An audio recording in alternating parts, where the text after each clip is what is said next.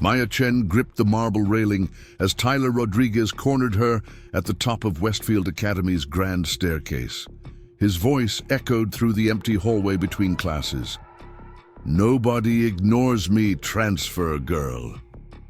The afternoon sun streamed through tall windows, casting long shadows across the polished floor as Maya found herself trapped between Tyler's imposing frame and a dangerous 30-foot drop-down, unforgiving stone steps. What Tyler couldn't possibly know was that the quiet girl he'd chosen to torment had spent the last 5 years learning how to eliminate targets 3 times his size without making a sound. This wasn't going to end the way he expected. Before we jump back in, tell us where you're tuning in from, and if this story touches you, make sure you're subscribed, because tomorrow I've saved something extra special for you. The morning had started like any other at Cedar Rapids' most prestigious private academy. Maya Chen walked through the imposing brick archways of Westfield Academy, her worn canvas backpack a stark contrast to the designer bags carried by her classmates. 3 weeks into the semester, she still felt like an intruder in this world of perfectly pressed uniforms and conversations about European vacations. The Gothic architecture of the 100-year-old building seemed designed to intimidate, with its soaring ceilings and oil paintings of distinguished alumni watching from gilded frames. Maya kept her head down as she navigated the bustling hallways, her footsteps silent despite the chaos around her. Years of training had made stealth second nature, though she desperately wished she could turn off the hyperawareness that catalogued every exit, every potential weapon, every person who might pose a threat. The other students moved past her, in designer blazers and perfectly styled hair, their laughter echoing off the marble walls as they discussed weekend plans that cost more than most people's monthly rent. In advanced chemistry, Maya slipped into her usual seat in the back corner, positioning herself where she could observe the entire room while keeping her back to the wall. Mrs. Foster was explaining molecular structures when Tyler Rodriguez turned. Around from the front row, his eyes fixed on Maya with the predatory focus she'd learned to recognize in dangerous people. He was everything she'd expected from a privileged prep school bully. Tall and athletic, with the kind of confidence that came from never facing real consequences. Tyler had noticed her from day one, though not for reasons that would flatter either of them. While other students saw a quiet scholarship kid who didn't belong, Tyler saw an easy target. His mother sat on the school board, his family name was etched into the donor plaques throughout the building, and he'd never met a problem that couldn't be solved with money or intimidation.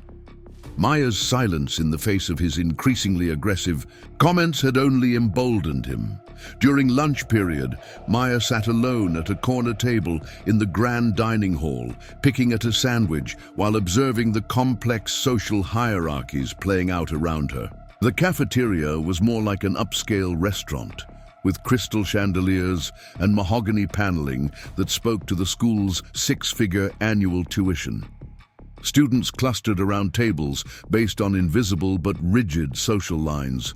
Their conversations, a mixture of academic pressure and social drama that felt foreign to someone who'd spent her formative years learning to disappear. Emma Thompson had been the only student to show her genuine kindness since her arrival.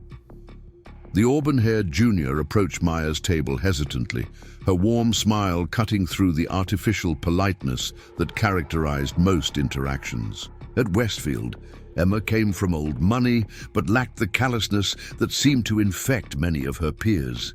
She'd tried multiple times to draw Maya into conversations, sensing the loneliness beneath the new girl's carefully constructed walls. Maya's apartment downtown was a carefully orchestrated lie, maintained by people whose names she'd never learned, but whose protection kept her alive. Agent Sarah Collins, who posed as her traveling father's business partner, had coached her extensively on maintaining her cover story. Corporate security consulting was vague enough to explain her father's frequent absences. while sophisticated enough to satisfy the curiosity of wealthy families who expected certain standards from their children's classmates.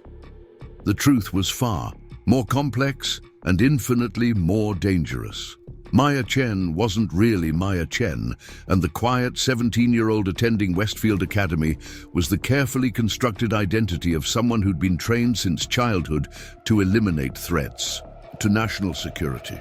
The government program that had shaped her life operated in shadows so deep that most intelligence agencies didn't know it existed. Children were recruited young, trained extensively, and deployed on missions that required someone who could blend into ordinary life while possessing extraordinary capabilities. Her last mission had gone catastrophically wrong. What should have been a simple intelligence-gathering operation in Eastern Europe had turned into a bloodbath when her cover was blown. 3 handlers died getting her out, and the program decided she was too compromised to continue active operations.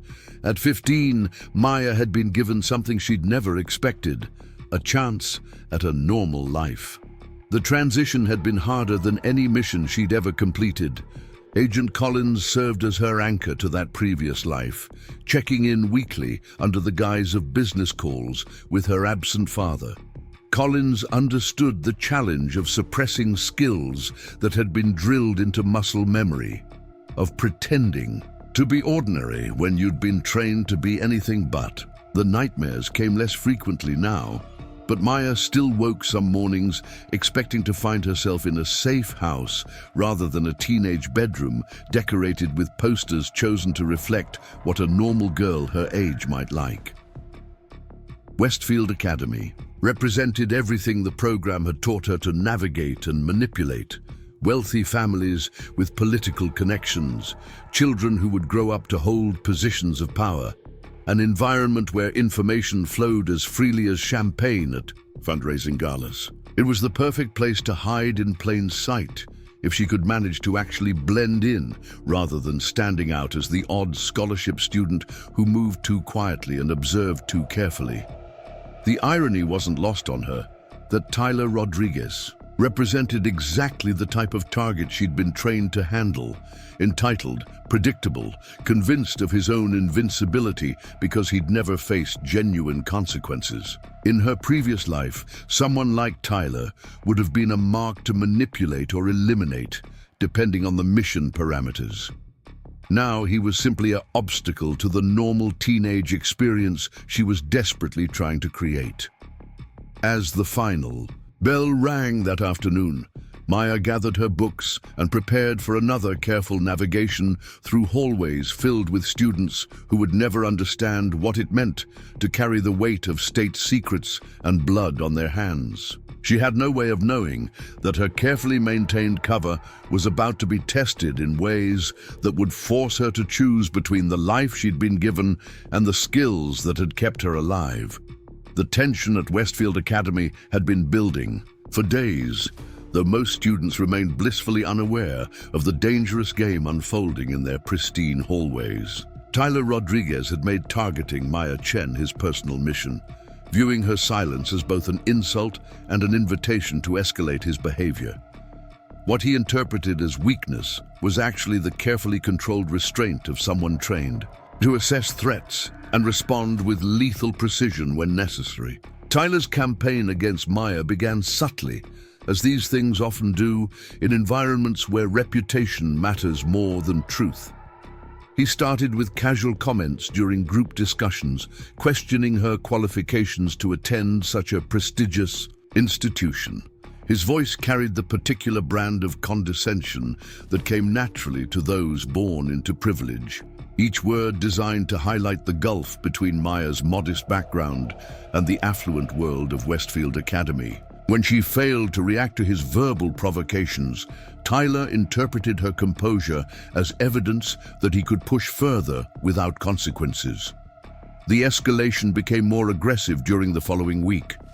Tyler began intercepting Maya between classes, using his considerable size advantage to block her path through the narrow hallways.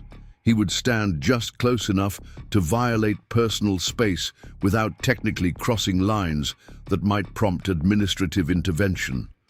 His friends, Jake Morrison and Dylan Parker, flanked him during these encounters, their presence serving as both audience and intimidation tactic. The trio moved through the school with the confidence of young men who had never faced meaningful opposition, their behavior tolerated by faculty who understood which families funded the academy's operations. Maya's responses to these provocations revealed nothing of the calculations running through her mind. Years of training had taught her to compartmentalize emotions while gathering intelligence about potential threats. She noted Tyler's movement patterns, his preferred routes through the building, the times when he was most likely to be accompanied by his followers versus when he might be isolated.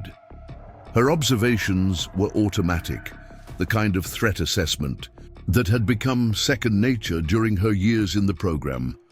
Preparing and narrating this story took us a lot of time, so if you are enjoying it, subscribe to our channel. It means a lot to us. Now back to the story.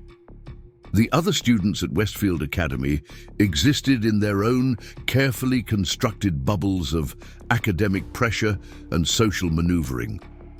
Most came from families where money solved problems before they became serious, where consequences were negotiated rather than faced directly. This environment had produced a student body remarkably skilled at ignoring uncomfortable realities, particularly when acknowledging them might require personal risk or social discomfort.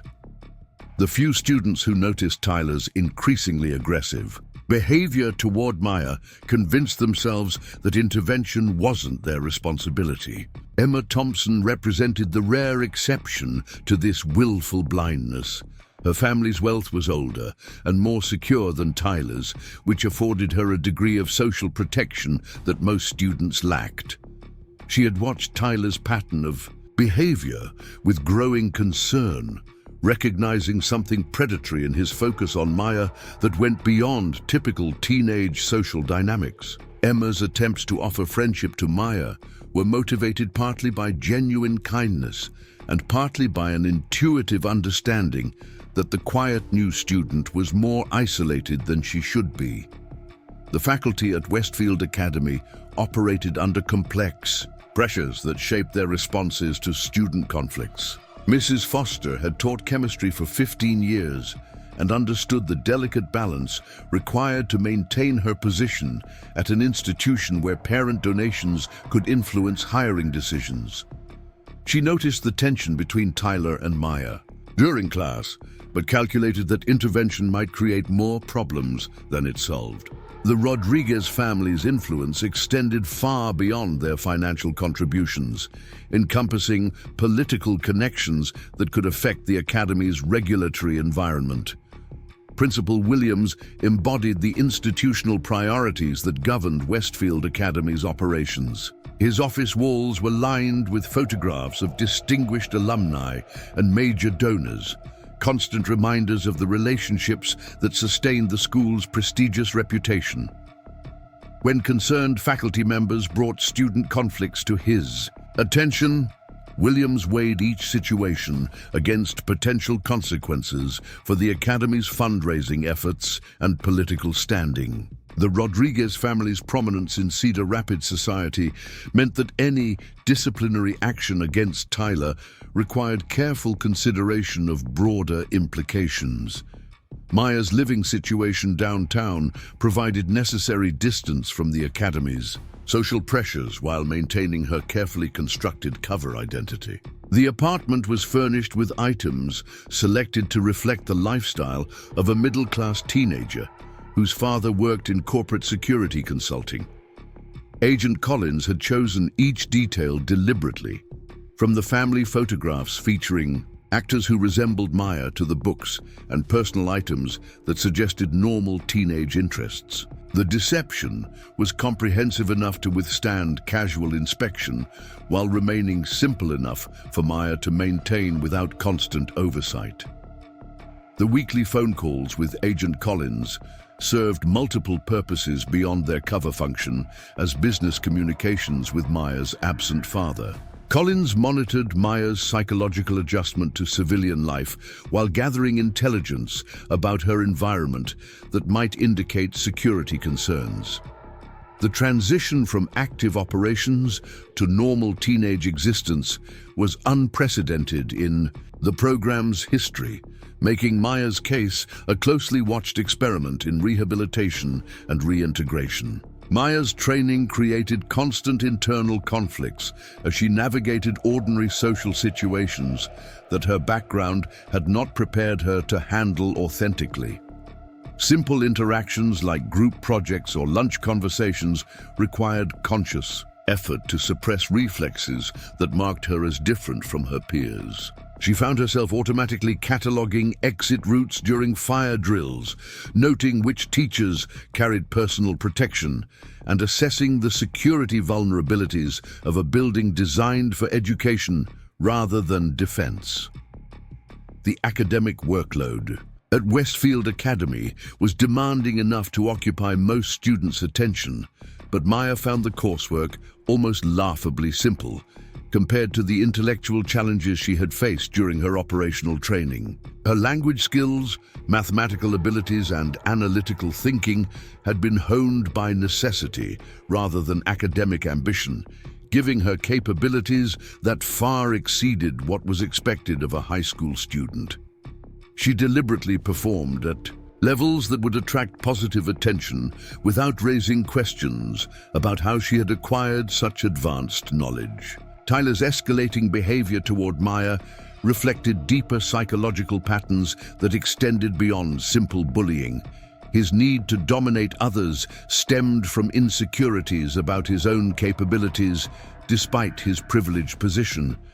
Maya's refusal to acknowledge his authority threatened the worldview that placed him at the center of his social universe. Each failed attempt to provoke a reaction from her only intensified his determination to find the pressure point that would force her to submit to his will. The social dynamics at Westfield Academy created an environment where Tyler's behavior could escalate without meaningful intervention. Students who might have opposed his actions in different circumstances found themselves constrained by considerations of social standing and family relationships. The Academy's culture prioritized discretion and conflict avoidance, making it easier to ignore problems than address them directly when doing so might prove uncomfortable for influential families. As tensions continued building between Tyler and Maya, the stage was being set for a confrontation that would expose the dangerous miscalculation at the heart of Tyler's campaign of intimidation. His assumption that Maya's quiet demeanor indicated weakness would soon be tested in ways that neither he nor anyone else at Westfield Academy could possibly anticipate. The marble staircase at Westfield Academy had been the centerpiece of the building since its construction in 1924, a grand architectural statement designed to impress visitors and remind students of the institution's prestigious heritage. The 30 steps descended from the second floor in a sweeping curve, flanked by ornate brass railings that had been polished by generations of maintenance staff. During the afternoon transition between classes, this staircase became a river of designer uniforms and expensive accessories as students hurried to their next destinations. Maya had chosen her route carefully that Thursday afternoon, timing her movement to avoid the heaviest foot traffic while maintaining access to multiple exit strategies. Her chemistry textbook was tucked securely in her backpack, and she moved with the practiced silence that had become automatic after years of operational training. The afternoon sun streamed through the tall Gothic windows, casting dramatic shadows across the polished stone steps and creating an almost theatrical atmosphere in the normally bustling space. Tyler Rodriguez had been tracking Maya's movements for the better part of a week, studying her patterns with the obsessive focus of someone accustomed to getting what he wanted through persistence and intimidation. He had noticed that she consistently used the main staircase during the brief window between chemistry and her final class of the day, when most other students were still gathering their materials or socializing in the hallways. This timing provided the privacy he needed for the kind of confrontation he had been planning. The encounter began when Maya reached the halfway landing of the staircase, her hand resting lightly on the brass railing as she prepared to continue her descent. Tyler emerged from the upper hallway with Jake Morrison and Dylan Parker flanking him, their footsteps echoing dramatically in the suddenly empty space. The positioning was deliberate, cutting off Maya's retreat while forcing her to face them. On the narrow landing, where her options for maneuvering would be severely limited, Tyler's voice carried the particular blend of arrogance and aggression that had served him well in previous confrontations with students who lacked the social protection of influential families. He stepped closer to Maya, using his considerable height advantage to create a physical sense of dominance, while his friends positioned themselves to block any potential escape routes. The afternoon light streaming through the windows created an almost cinematic quality to the scene, highlighting the tension that had been building between them for weeks. Maya's response to finding herself cornered revealed nothing of the rapid threat assessment occurring beneath her calm exterior. Her training had conditioned her to evaluate multiple variables simultaneously when faced with potential violence, calculating everything from the structural advantages of her position to the physical capabilities of her opponents. The marble steps below offered both opportunity and danger, while the ornate railing could serve multiple purposes depending on how the situation developed. The conversation that followed was a masterclass in psychological manipulation, with Tyler employing techniques he had learned through years of dominating classmates who couldn't afford to fight back. He questioned Maya's right to attend Westfield Academy, suggesting that scholarship students like her were charity cases who diminished the school's reputation. His words were chosen specifically to provoke an emotional response, each insult calibrated to find the pressure point that would finally crack her composure. Jake Morrison and Dylan Parker served as more than mere observers during this confrontation, their presence amplifying Tyler's sense of power while creating additional psychological pressure on Maya. Both boys came from families with significant influence in Cedar Rapids society, making them valuable allies in Tyler's campaign to establish his dominance over the new student. Their participation also served to distribute responsibility for whatever might occur, reducing the likelihood that any individual would face serious consequences. Maya's silence during Tyler's verbal assault was interpreted by her attackers as evidence of weakness rather than the careful restraint it actually represented. Years of training had taught her to control her emotional responses while gathering intelligence about her opponent's capabilities and intentions. She noted Tyler's aggressive posturing, the way he favored his right side that suggested an old sports injury, and the nervous energy radiating from his companions who clearly weren't as comfortable with escalation as their leader. The physical confrontation began when Tyler grew frustrated with Maya's lack of response to his increasingly aggressive verbal provocations. He reached out to grab her shoulder, intending to physically turn her to face him directly, but Maya's reflexive movement to avoid his touch caused her to step backward toward the edge of the landing. The positioning created a dangerous situation where any loss of balance could result in a catastrophic fall down the remaining marble steps. Tyler's interpretation of Maya's defensive movement as retreat only emboldened him to press his advantage more aggressively. He moved closer, using his size to crowd her against the railing, while his voice dropped to a menacing whisper that wouldn't carry to any potential witnesses. The intimation was clear: submit to his dominance or face escalating consequences that could extend far beyond this single encounter. The moment when the situation crossed from intimidation to genuine physical danger occurred when Tyler placed his hand on Maya's chest and pushed, intending to force her backward against the railing, in a display of complete dominance. The action was calculated to humiliate rather than seriously harm. But Tyler had catastrophically underestimated both the physics of their positioning and the capabilities of his intended victim. Maya's body responded to the physical threat with reflexes that had been conditioned through thousands of hours of training in scenarios far more dangerous than a prep school staircase. The push that Tyler intended as dominance display triggered defensive protocols that had been designed to neutralize threats from opponents with significant advantages in size and strength.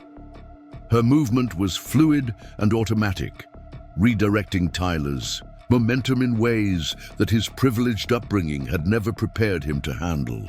The sound that echoed through the stairwell was unlike anything the Gothic halls of Westfield Academy had ever heard. A combination of surprise, pain, and sudden understanding that the quiet new student was not what she appeared to be. Tyler's confident expression transformed into something approaching terror as he found himself in a position he had never experienced, completely at the mercy of someone he had assumed was helpless. Jake Morrison and Dylan Parker watched in stunned silence as their leader's attempt at intimidation resulted in a complete reversal of the power dynamic they had assumed was fixed and unchangeable. The realization that Maya possessed capabilities they couldn't comprehend created a moment of paralysis that would prove crucial to everything that followed. The afternoon sun continued streaming through the windows, illuminating a scene that would fundamentally alter the social dynamics at Westfield Academy while forcing Maya to confront the possibility that her carefully maintained cover might no longer be sustainable in the face of what had just occurred. The government facility where Maya had spent her formative years existed in official records as a youth leadership academy, its innocuous name hiding a program that recruited children with exceptional intellectual and physical potential for purposes that would never appear in any public documentation. Located in the mountains of Colorado, the compound was surrounded by forests that provided natural camouflage while offering endless training environments for young operatives learning to blend into civilian populations. Maya's recruitment had occurred when she was 8 years old, identified through a combination of standardized test scores, psychological profiles, and family circumstances that made her an ideal candidate for the program. Her parents had died in what appeared to be a car accident, though Maya would later learn that their deaths were connected to intelligence work that had made them targets.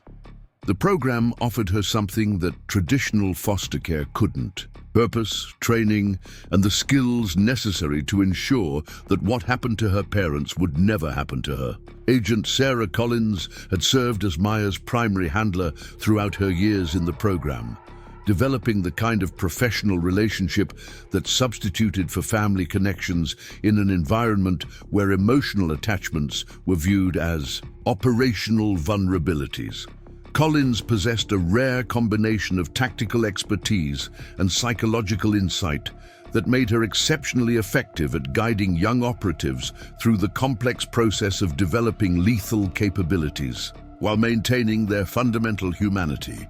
The training regimen at the facility was comprehensive in ways that challenged both body and mind, designed to create operatives who could function effectively in any environment while maintaining cover identities that would withstand scrutiny from hostile intelligence services. Physical conditioning included martial arts disciplines from multiple cultures, weapons training with everything from improvised implements to sophisticated technology, and survival skills that assumed worst-case scenarios in hostile territory. Maya's intellectual development proceeded along parallel tracks that emphasized languages, cultural studies, and the kind of analytical thinking that allowed operatives to gather intelligence while appearing to engage in normal social interactions. By age 12, she was fluent in 6 languages and possessed working knowledge of customs and social structures from dozens of countries. Her education included advanced mathematics, computer science, and engineering principles that most university students would find challenging. The psychological conditioning was perhaps the most crucial aspect of Maya's training, teaching her to compartmentalize emotions while maintaining the ability to form convincing relationships when operational requirements demanded it. She learned to suppress natural reactions that might compromise her effectiveness while retaining enough authentic humanity to avoid the sociopathic detachment that rendered some operatives unsuitable for long-term deployment in civilian environments. Maya's first operational deployment occurred when she was 13, a simple intelligence-gathering mission that required her to attend an international youth summit where the children of various political figures would be discussing environmental issues. Her assignment was to befriend specific targets and gather information about their families' private conversations regarding upcoming treaty negotiations. The mission was successful beyond expectations, demonstrating Maya's natural aptitude for the work. Subsequent operations became increasingly complex and dangerous as Maya's capabilities developed and her handlers gained confidence in her abilities. She infiltrated youth programs in hostile nations, gathered intelligence on terrorist networks that recruited children, and even conducted targeted eliminations when situations required permanent solutions to specific threats. By age 15, Maya had become one of the program's most effective operatives, trusted with missions that older agents found challenging. The operation that ended Maya's active career began as routine surveillance of a human trafficking network operating through diplomatic channels in Eastern Europe. Intelligence suggested that high-ranking officials were using their positions to facilitate the movement of kidnapped children across international borders. Maya's assignment was to infiltrate a youth cultural exchange program that served as cover for the trafficking operation and gather evidence that could be used to expose the network. The mission parameters seemed straightforward enough. Establish her cover identity as an American student interested in international relations, gain access to the facilities where trafficked children were being held, and document evidence of the operation for presentation to international law enforcement agencies. Maya had successfully completed similar missions in the past, and her handlers had no reason to expect complications that couldn't be managed through established protocols. The first indication that something was wrong came when Maya discovered that the trafficking network was far more sophisticated than intelligence reports had suggested.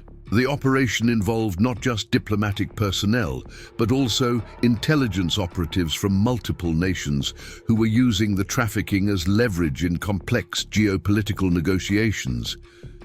Maya found herself operating in an environment where traditional assumptions about allies and enemies no longer applied. Maya's cover began deteriorating when one of the trafficking victims recognized her from a previous operation where she had posed as a refugee to infiltrate a different criminal network. The recognition created a security breach that compromised not only Maya's safety, but also the entire intelligence operation that had been months in development. Her handlers were forced to implement emergency extraction protocols, while Maya attempted to gather as much evidence as possible before her position became completely untenable. The extraction operation went catastrophically wrong when hostile operatives anticipated the rescue attempt and prepared an ambush at the designated pickup point. 3 experienced handlers died in the firefight that followed, their deaths weighing heavily on Maya despite her training to compartmentalize such losses. Agent Collins barely escaped with Maya, sustaining injuries that would require months of recovery while protecting her young operative from capture. The aftermath of the failed mission forced program administrators to confront the reality that Maya had become too valuable and too recognizable to continue active operations without unacceptable risks to both her safety and the program's security. The decision to retire her from active duty was unprecedented in the program's history, creating challenges that no one was prepared to handle effectively. Maya's transition to civilian life required the creation of an entirely new identity backed by documentation that would withstand investigation by hostile intelligence services who might still be seeking her. Agent Collins volunteered to serve as her guardian during the adjustment period, using her own cover identity as a corporate security consultant to provide plausible explanations for Maya's background and family circumstances. The psychological challenges of transitioning from operational life to normal teenage existence proved more difficult than anyone had anticipated. Maya struggled with hypervigilance that made routine social interactions exhausting, nightmares that disrupted her sleep patterns, and the constant awareness that her lethal capabilities set her apart from peers who had never faced life-threatening situations. Westfield Academy represented an attempt to provide Maya with the kind of normal educational experience that might help her develop genuine relationships while learning to function in civilian society. The choice of an elite prep school was strategic, providing an environment where her unusual knowledge and capabilities might be attributed to excellent private tutoring rather than government training. As Tyler Rodriguez pressed her against the marble railing of the Academy's grand staircase, Maya found herself confronting the fundamental question that had haunted her since leaving the program: whether the person she had been trained to become could ever truly disappear, or if certain situations would always call forth the operative who had been forged in Colorado's mountains through years of preparation for exactly this kind of moment. The weight of Tyler's hand against her chest sent shockwaves through Maya's nervous system that had nothing to do with the physical force he applied. In that instant, years of conditioning activated protocols that had been designed to preserve her life in situations where hesitation meant death. The marble railing pressed cold against her back as Tyler's momentum carried him forward, his confidence absolute in his belief that size and aggression would overwhelm whatever resistance she might offer. Maya's body moved with precision that defied her apparent vulnerability, redirecting Tyler's force in ways that transformed his attempted dominance into catastrophic miscalculation. Her hands found pressure points along his wrist and forearm that had been mapped in her memory through countless hours of training, applying leverage that used his own weight and momentum against him. The technique was subtle enough that observers might miss the mechanical precision, but effective enough to send Tyler stumbling backward with a sharp cry of pain that echoed through the Gothic stairwell. The expression on Tyler's face shifted through multiple stages of realization as his comfortable worldview collided with a reality he couldn't comprehend. Pain registered first, followed by confusion about how someone half his size had generated enough force to overcome his physical advantages. His right wrist throbbed where Maya's fingers had found nerve clusters that most people didn't know existed, creating a numbness that extended up his arm and made his hand feel disconnected from conscious control. Jake Morrison and Dylan Parker remained frozen in positions they had assumed would provide tactical support for Tyler's intimidation display, their minds struggling to process what they had witnessed. The quiet scholarship student who had never raised her voice in class had somehow neutralized their leader's advantage with movements too quick and precise to follow clearly. Neither boy possessed the experience to recognize what they were seeing, but both understood instinctively that they were in the presence of capabilities that existed far outside their privileged experience. Maya stood perfectly balanced on the marble landing, her breathing controlled and her posture suggesting readiness for whatever might come next.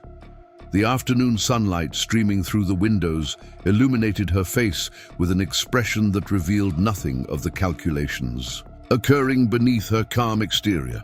Every muscle in her body remained prepared for escalation, while her mind assessed the rapidly evolving tactical situation that threatened to expose years of carefully maintained cover. Tyler's second attempt to assert dominance came from wounded pride rather than strategic thinking, his ego unable to accept that a girl he had dismissed as helpless could have humiliated him in front of his followers. He lunged forward again, this time aiming to grab Maya's throat in a gesture designed to demonstrate his capacity for genuine violence rather than mere intimidation. The movement was telegraphed and clumsy, driven by emotion rather than technique, making it pathetically easy for someone with Maya's training to counter. Maya's response was measured and controlled, using only the minimum force necessary to neutralize the threat while avoiding actions that might cause permanent damage to her attacker. She deflected Tyler's reaching hands with movements that appeared almost casual, then applied pressure to specific points along his collarbone that sent waves of debilitating pain through his nervous system.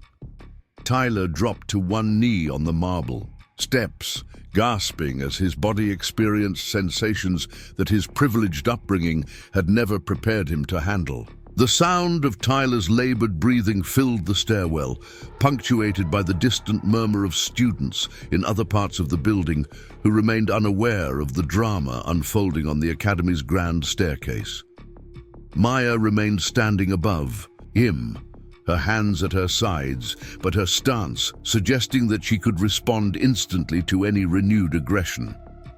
The power dynamic that Tyler had assumed was fixed and unchangeable had been completely reversed through techniques that none of them could begin to understand. Jake Morrison found his voice first, though what emerged was barely more than a whisper as he stared at his friend kneeling on the marble steps. The question he managed to articulate carried undertones of fear that hadn't been present moments earlier when Tyler's plan seemed certain to succeed. Dylan Parker backed against the brass railing, his eyes wide with the kind of shock that comes from witnessing something that challenges fundamental assumptions about how the world operates. Maya's training included extensive psychological conditioning, designed to help operatives manage the aftermath of violent encounters while maintaining their cover identities. She drew upon this preparation now, forcing her expression into something approaching the bewildered confusion that a normal teenage girl might display after defending herself against assault. The performance was crucial for preserving the fiction that what had occurred was luck rather than skill, accident rather than precision application of lethal techniques. Tyler struggled to regain his footing on the marble steps, his right arm hanging uselessly at his side, while his left hand pressed against the collarbone, where Maya's fingers had found nerve pathways that continued sending pain signals throughout. His torso, his face had drained of color, and sweat beaded on his forehead, despite the coolness of the afternoon air circulating through the Academy's halls. The confident sneer that had characterized his expression throughout weeks of harassment had been replaced by something approaching genuine fear. The realization that Maya possessed capabilities far beyond anything her quiet demeanor suggested created a moment of profound cognitive dissonance for all three boys. Their worldview had been constructed around assumptions about power and vulnerability that had suddenly proven catastrophically incorrect. The scholarship student they had dismissed as an easy target was clearly something far more dangerous than any of them could have imagined. Maya understood that the next few minutes would determine whether her cover identity could survive this exposure, or if the incident would force another relocation that would disappoint Agent Collins and potentially compromise the entire program. She needed Tyler and his friends to interpret what had happened as a fortunate accident rather than the result of training that no civilian teenager could possibly possess. The challenge was managing their perceptions while ensuring that Tyler's aggressive behavior would end permanently. Tyler's attempt to stand revealed the extent to which Maya's precise application of pressure had disrupted his nervous system's normal functioning.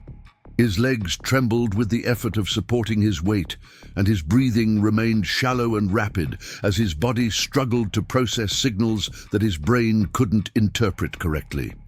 The pain radiating from his collarbone created a constant reminder that the girl he had tried to intimidate possessed the ability to inflict far worse damage if she chose to do so. Maya's voice, when she finally spoke, carried exactly the right mixture of confusion and concern to support her cover story. Though her words were chosen carefully to establish boundaries that Tyler would understand, despite his compromised state. She asked if he was injured while positioning herself where she could respond to renewed aggression without appearing threatening to any potential witnesses who might arrive before the situation was fully resolved. The psychological impact of the encounter extended beyond the immediate physical consequences for Tyler, creating trauma that would fundamentally alter his perception of his own invulnerability. Years of getting his way through intimidation and family influence had created a sense of absolute security that was now shattered by the realization that some people possessed capabilities that money and connections couldn't counter. The experience would leave him questioning assumptions about power and control that had defined his entire approach to social interactions. Jake Morrison and Dylan Parker exchanged glances that communicated their shared understanding that they had witnessed something unprecedented and potentially dangerous. Neither boy possessed the vocabulary to describe what they had seen, but both recognized that their friend had encountered something far outside the normal parameters of prep school social dynamics. Their loyalty to Tyler was now complicated by awareness that continued association might expose them to capabilities they couldn't begin to understand or counter. Maya maintained her position on the marble landing, ready to respond to any escalation while calculating the probability that other students or faculty members might arrive before Tyler recovered enough function to leave under his own power. The afternoon sun continued streaming through the Gothic windows, creating dramatic shadows that emphasized the surreal quality of what had just occurred in the normally peaceful academic environment. The silence that followed Maya's question stretched uncomfortably as Tyler struggled to formulate words through pain that continued radiating from multiple pressure points where her fingers had found vulnerabilities he hadn't known existed. His worldview had been fundamentally altered in the space of seconds, replacing confidence with uncertainty and dominance with recognition of his own limitations when faced with capabilities that existed far outside his experience. Up next, you've got 2 more standout stories right on your screen. If this one hit the mark, you won't want to pass these up. Just click and check them out.